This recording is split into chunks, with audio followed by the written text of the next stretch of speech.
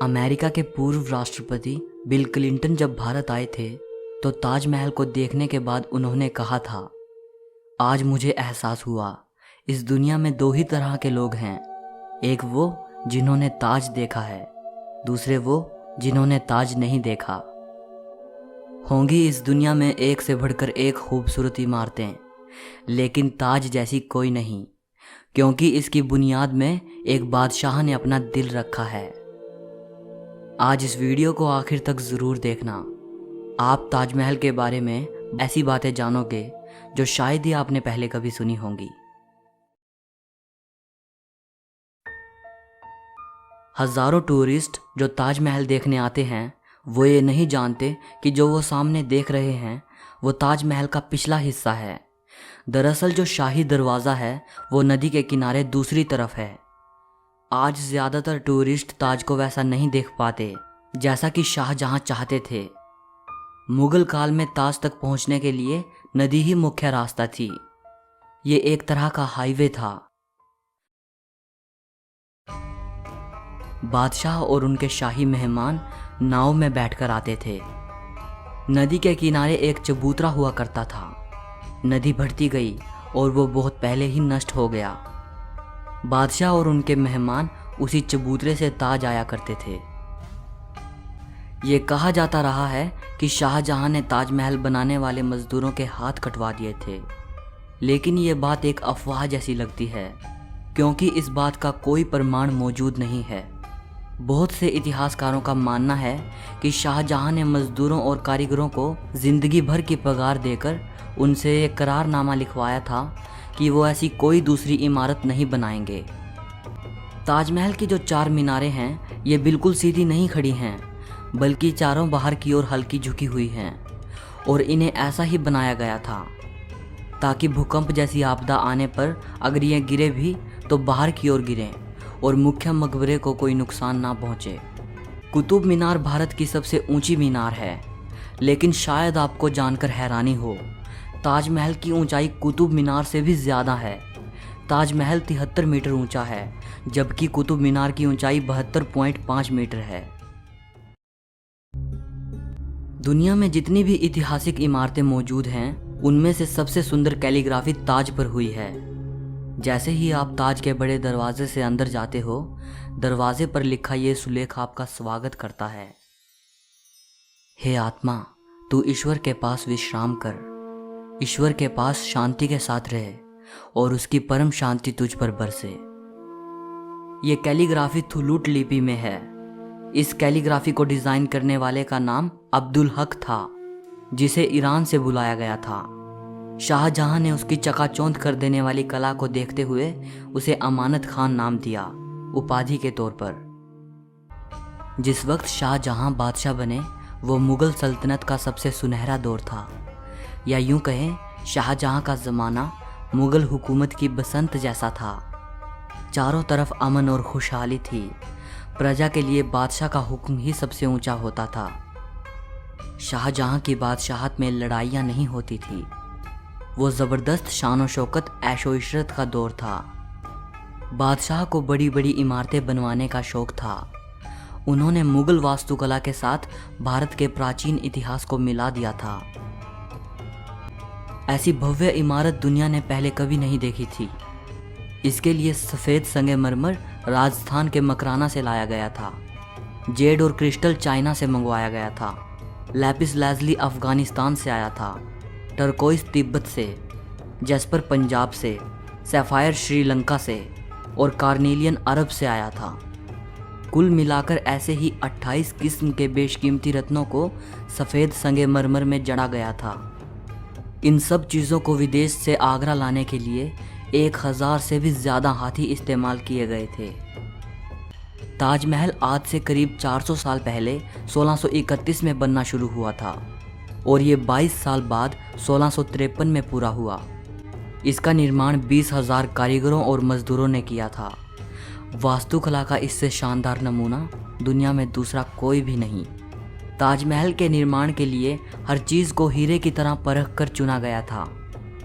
ताजमहल की दीवारों पर जो नक्काशी है, इसकी तकनीक इटली के कारीगरों से सीखी गई थी। उज़्बेकिस्तान के बुखारा से संगमरमर को तराशने वाले कारीगर बुलाए गए थे। ईरान से संगमरमर पर कैलीग्राफी करने वाले कारीगर आए थे और पत्थर को तराशने के लिए बलूचिस्तान के कारीगरों को बुलाया गया था। 1857 की क्रांति के दौरान अंग्रेज़ों ने ताज को काफ़ी नुकसान पहुंचाया। उन्होंने लैपिस लाज़ुली जैसे कई बेशकीमती रत्नों को ताजमहल की दीवारों से खोदकर निकाल लिया था। ताजमहल के मुख्य गुंबद का जो कलश है, किसी ज़माने में वो सोने का हुआ करता था। 19वीं सदी की शुरुआत में सोने के कलश को बदलकर कांसे का कलश लगा दिया गया। दावे के साथ नहीं कहा जा सकता कि ताजमहल को किसने डिज़ाइन किया था, लेकिन यह कहा जाता है कि 37 लोगों की एक टीम ने मिलकर ताजमहल का नक्शा तैयार किया था। ये 37 वास्तुकार दुनिया के दूर दूर के कोनों से बुलाए गए थे। ताजमहल की नींव बनाते समय ताज के चारों ओर बहुत से कुएं खोदे गए। इन कुओं में ईंट पत्थर के साथ साथ आबनूस और महोगनी की लकड़ियों के लट्ठे डाले गए। ये कुएं ताज की नींव को मजबूत बनाते हैं। आबनूस और महोगनी की लकड़ियों में ये खासियत होती है कि इन्हें जितनी नमी मिलती रहेगी ये उतनी ही फौलादी और मजबूत रहेंगी। और इन लकड़ियों को नमी ताज के पास बहने वाली यमुना नदी के पानी से मिलती है। यमुना के पानी का स्तर हर साल घट रहा है और लकड़ियों में नमी की कमी आ गई है। यही वजह है कि सन 2010 में ताज में दरारें देखी गई। 1653 में जब ताज बनकर तैयार हुआ था, उस समय इसके निर्माण की कीमत करोड़ों में आंकी गई थी। उसी हिसाब से अगर आज ताज बनवाया जाए तो इसे बनाने में कम से कम 57 अरब 60 करोड़ रुपए लगेंगे। 1989 में एक भारतीय लेखक P.N. ओक ने एक किताब लिखी थी जिसका नाम था ताजमहल द ट्रू स्टोरी। इस किताब में उन्होंने कई तर्कों के साथ ये दावा किया था कि ताजमहल मकबरा बनने से पहले एक शिव मंदिर था और इसका नाम तेजो महाल्या था।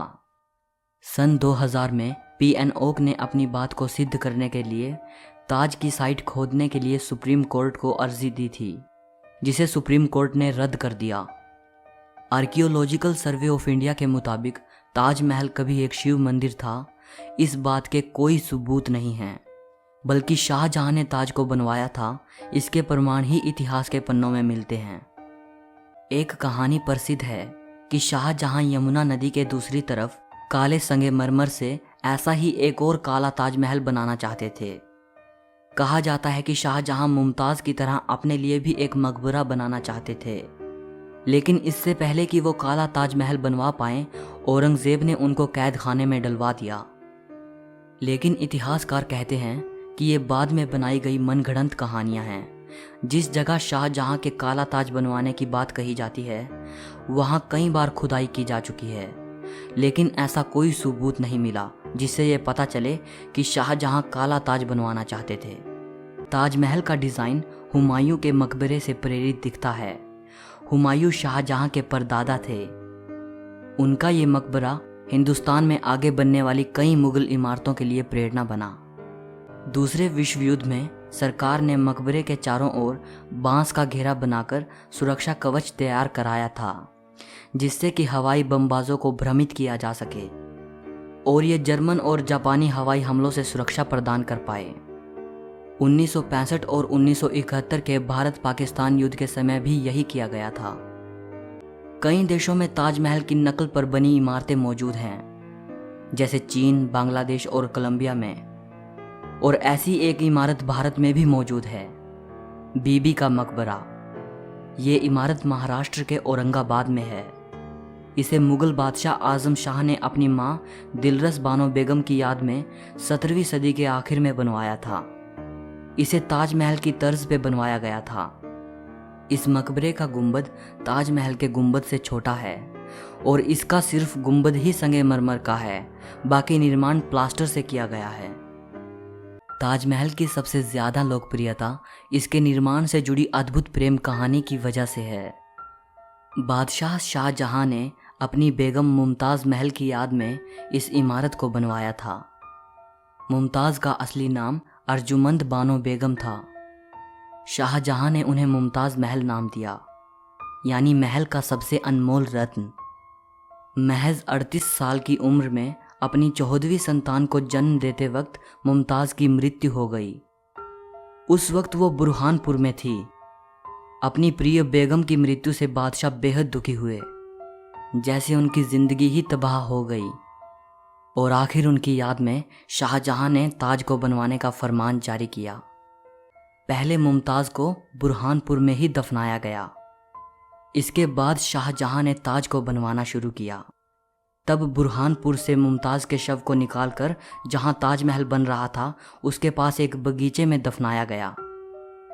ताजमहल को तैयार होने में 22 साल लगे। तब तक मुमताज़ का शव बगीचे में बनाई गई कब्र में ही दफन रहा। बाद में उसे ताजमहल के अंदर मुख्य गुंबद के नीचे दफनाया गया। शाहजहां का सारा ध्यान ताज को एक खूबसूरत रूप देने में लगा रहा। इसी बीच शाहजहां के ही बेटे औरंगजेब ने आगरा पर हमला कर अपने पिता को कैद कर लिया। शाहजहां से पूछा गया कि वो क्या चाहते हैं, तो उन्होंने कहा कि उनको ऐसी जगह पर कैदी बनाकर रखा जाए जहां से वो सीधे ताज को देख पाएं, और उनकी ये ख्वाहिश पूरी कर दी गई। कैद में रहते हुए भी शाहजहां हर वक्त ताज को देखते रहते, और वहीं उन्होंने अपनी ज़िंदगी की आखिरी सांस ली। मृत्यु के बाद उन्हें मुमताज़ के साथ ही ताजमहल में दफनाया गया।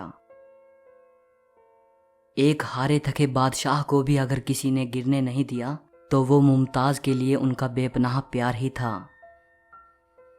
जिस लगन से प्यार की ये अनोखी निशानी बनकर तैयार हुई, उसकी मिसाल आज पूरी दुनिया के सामने है। कवि रविंद्रनाथ टैगोर ने ताजमहल के बारे में लिखा है, वक्त के गाल पर एक आंसू, हमेशा हमेशा के लिए। उन्होंने ताज की छवि वक्त के गाल पर एक थमे हुए आंसू के रूप में बयान की है। शाहजहां जानते थे कि ये दौलत, ये ताकत और ये शान व शौकत एक दिन सब खत्म हो जाएगा। उन्होंने सोचा कि कुछ ऐसी यादगार चीज़ बनाई जाए जो हमेशा रहे, और शाहजहां ने अपनी प्रिय की याद में ताज को बनवाया। आज बादशाह नहीं रहा, उनकी हुकूमत नहीं रही, और उसकी सल्तनत को भी ख़त्म हुए कई ज़माने गुजर गए। बस एक ताज है जिसने बादशाह की सदियों पुरानी प्रेम कहानी को खुद में संजोए रखा है।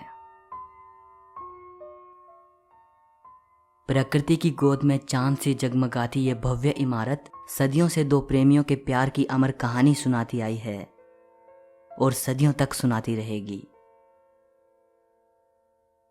सो इस वीडियो के लिए इतना ही। अगर आपको ये वीडियो पसंद आई हो तो लाइक और शेयर ज़रूर करना। ताजमहल के बारे में या इस वीडियो के बारे में आपकी जो भी राय हो कमेंट में बताइएगा।